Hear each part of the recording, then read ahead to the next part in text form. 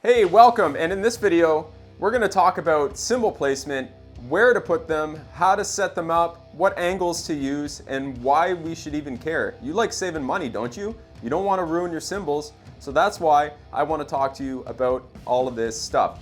Let's get right into the first thing. Before we learn more about cymbal placement, just wanted to let you know that I have a free double bass drumming mini course, free to download in the description below. If you want to get better at double bass drumming control, which will in turn increase your speed and your ability to play proficient double bass drumming, that'll make you a sick double bass drummer, then you can sign up for free for that mini course that'll get sent to you. You'll get instant access, you'll have lifetime access to it, and you'll learn over 15 different exercises to help you gain control on your double bass pedals. So if that sounds like something you're into and you want to look to get better at double bass drumming, then I highly suggest signing up for that free mini course, again, down in the description below. All right, so something that was brought to my attention over the past month or so was that I was actually placing my crash at the wrong height and the wrong angle. You can see here that I cut out a chunk of the cymbal because the crack was actually spreading, and you know when your crash is cracked because it becomes dull and lifeless. So by taking that out, it actually helped with the sound, and I actually didn't have to replace the crash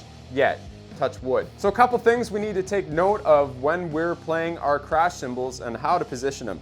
Obviously, you want to take your stick, sit behind your drum set. You want to be able to reach your crash. It's logic, right? You want to be able to hit the crash. You want to be able to play comfortably without overextending to your cymbals so that you can play them with ease and comfort. If you're going out of a fill and into a crash hit, then you want to be able to comfortably reach that. So first I want to talk about where we're going to strike the cymbal. All right, that's going to be the deciding factor as to how we're going to angle our cymbals and where we're going to position them. Obviously, we did first talk about where the cymbal should be in accordance to how far we need to reach on our drums, but how we strike them and with which part of the stick is equally, if not more important to this whole thing. We're going to take our stick, and where it goes from skinny to fat, that's called the taper. That's where we're going to want to hit the cymbal with our drumstick. The stick is actually going to hit more surface area of the crash, as opposed to if the crash was flat like this and my stick would hit just on the edge. So what's happening there is if you're playing with your cymbals flat like Travis Barker, your stick is actually hitting the edge all the time. And by hitting the edge all the time, it's actually going to make your crash cymbal weak, and that's how you end up with crashes. And it might not be as drastic or flat like this, even if it's like this. As long as your stick is still hitting the area here and not the total area here, you're going to have minimal point of contact from your stick to your cymbal. So that's how it's going to create some stress inside of that cymbal. Another thing we want to take into account when we're setting up our cymbals so that we're not constantly breaking them is how we're actually striking the surface. Okay, I see a lot of guys that just bash straight on the cymbals, and what that is actually doing is not allowing that cymbal to ring out properly, and it's not getting the most sound from your cymbal. A better way to do that is to actually wash on the cymbal. So if you take your stick and it's like you're orchestrating an orchestra like this, kind of making a washing motion, that is what we're after, okay? So when you strike it straight on like this, you're gonna have the cymbal going like this, and it's gonna be hard for you to keep that cymbal on time, right? I noticed that if the cymbal goes out of time, I can actually catch the rebound or the opposite motion with my stick so that I can keep time with the rest of the band. And you'll notice that too, if you're just playing straight on like this, it's always going to be like this.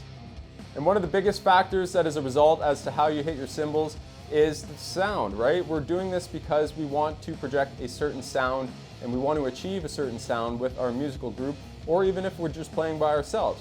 And I think that's the most important thing about playing drums, is creating our own sound and using different techniques and ways to save our money so that we don't have to constantly break cymbals like this, and that we can keep playing the same gear for longer so we don't have to keep spending our hard-earned money. So that's how the main crash is positioned on my drum set. It might differ for you. You'll notice it's very similar to the other crash over there, because what we're looking to achieve here is that we have the most amount of stick contact on the cymbal, like this, not like this, and not like this, right? And you got to remember too that we're looking to do a wash. So when we play it, we're not going straight into it like we're trying to karate chop the crap out of it. We're trying to wash it, right? So if you want to go through it diagonally, that's pretty cool too. And that'll save you a ton of money on cymbals, so you won't have to replace them as often. Now let's go over here to the hi-hats and take a look at how I set them up, and I'll give you a few tips and tricks as to how you should set them up as well. Okay, so here we are with the hi-hats. What you're gonna notice off the bat is if I come from this angle, you're gonna notice that the hi-hats are actually slightly tilted towards the drummer, or me in this case. And the reason for that is, here, let me grab a stick and I'll show you.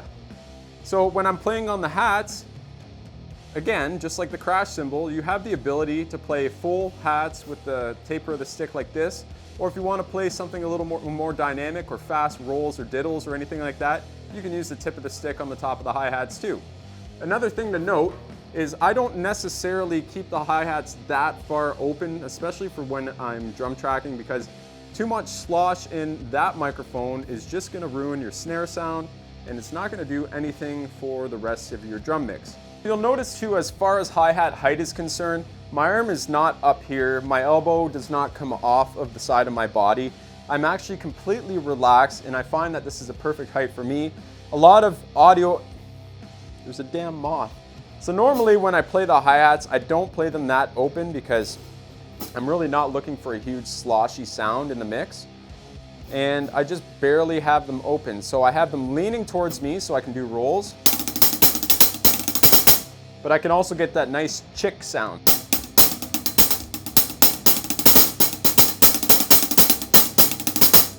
There's a nice balance there where I can use the tip of the stick and I can also use the taper of the drumstick to get a nice full chick sound out of the hats. These are leaning down slightly.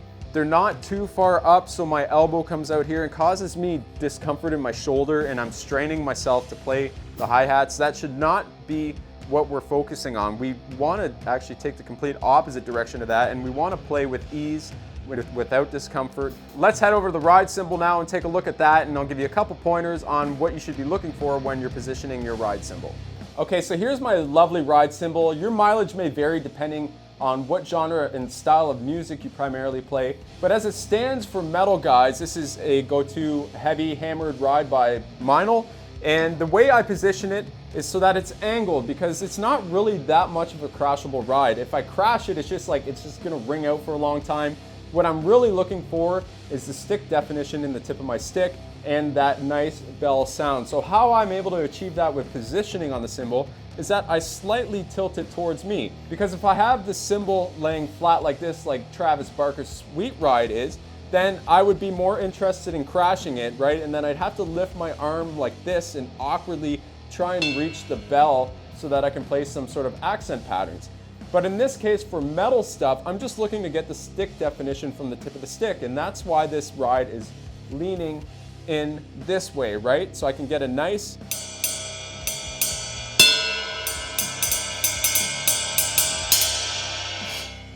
So that's exactly how I position my ride, and that is the purpose of me positioning in that way. Your mileage may vary, again, depending on what style you choose to play or what style you primarily play. But in this case, for the metal guys, this is what we like to do. Or you could be like Nico McBrain and have it straight up flat like this. So in the sitting position, this is what it looks like when I play the ride cymbal. So I have complete access to the bell here. I can get a nice ping right here, and I don't have to take my arm too far away from my body. So I can just transfer that energy nicely through there. And if I really got to play fast stuff, I can get the leverage from my fingers using the French grip technique. If you want to learn that, I've got another video on it, and I'll put a card above so you can check it out. So you'll notice if I keep my arm here at 90 degrees, that the tip of the stick is the only thing touching the ride. Here, let me bring it closer so you can see it, right? So if I drop my arm all the way like this, it's going to hit the edge. You know, and if I go like this, then it's going to play the bow of the cymbal, which that's not really what I'm going for sound. So when you're setting up your ride cymbal, you really got to consider what sounds you're trying to achieve and what, you know, genres you're drumming for, and you're going to set up your cymbal setup accordingly. Obviously, it needs to be ergonomically correct. We don't want to injure ourselves, and we also don't want to break our gear, like my stupid mistake here. So let me show you how I position my Chinese cymbal, and I'll give you a couple tips and tricks on that as well. So with my China cymbal, you'll be able to tell right off the hop that it is, you know, quite slanted towards me. And for the same reason with the crashes, I want to keep the longevity of these cymbals. I don't necessarily want to play the edge. It's not going to get me the same sound and projection that I'm looking for if, you know, instead I played it like this, where my stick would actually strike this kind of flange right here in the cymbal where it goes from flat and back down into the bow of this cymbal. Another thing I wanted to note is that this is not super tight, okay? Guys who are leaving their cymbals or tightening their wing nuts super tight on their cymbals are choking them out. So by tightening the wing nuts super tight, it's going to keep the cymbal in place, but what's actually happening is it's going to damage your cymbal. There's nowhere for your cymbal to move, and there's nowhere for the sound to travel freely, as it were, if it was a little looser on this cymbal nut here. So I want you to keep that in mind. If your cymbals are too tight and you're breaking cymbals, then that might be the culprit as to why that's happening. So again, like the other cymbals, I have it so that, let me show you, in my seating position, or my sitting position, it is not hard for me to, I don't need to overextend. I don't need to lean into it or reach for it to get the sound. If I'm playing a fast blast beat or a faster passage on the drums and it's accenting on the China cymbal, I want to make a quick fluid flick of the wrist into that Chinese cymbal while maintaining the speed with my fingers or whatever technique I decide to use. With that in mind, you don't want the China cymbal way too far, unless you have a wacky setup like Terry Bozzio, or if you're Mike Mangini playing up here. There's reasons why those guys do that. They still properly practice good technique, but I just want to showcase some ways that can save you some money, because I know drums are expensive and I hate having to buy new gear if I don't need to. I mean, that's a complete lie, but I hate having to replace gear, because if I already have it once, then why do I need to buy it again? Unless it's broken, obviously. But if we can prolong the brokenness and all that crappiness that goes with drums, then we are going to try our hardest to do that. So if you have any tips for any other drummers that are watching this, please let them know down in the comments below, and please let me know down in the comments below, because we are a community of people and I do want to help a lot of drummers, and that is my goal with this channel. So if you want to help out too, then leave your ideas down in the comments below. Don't hoard them all. We're not guitar players, so leave that to them. And again, if you want to get better double bass drumming control, then go down to the description below.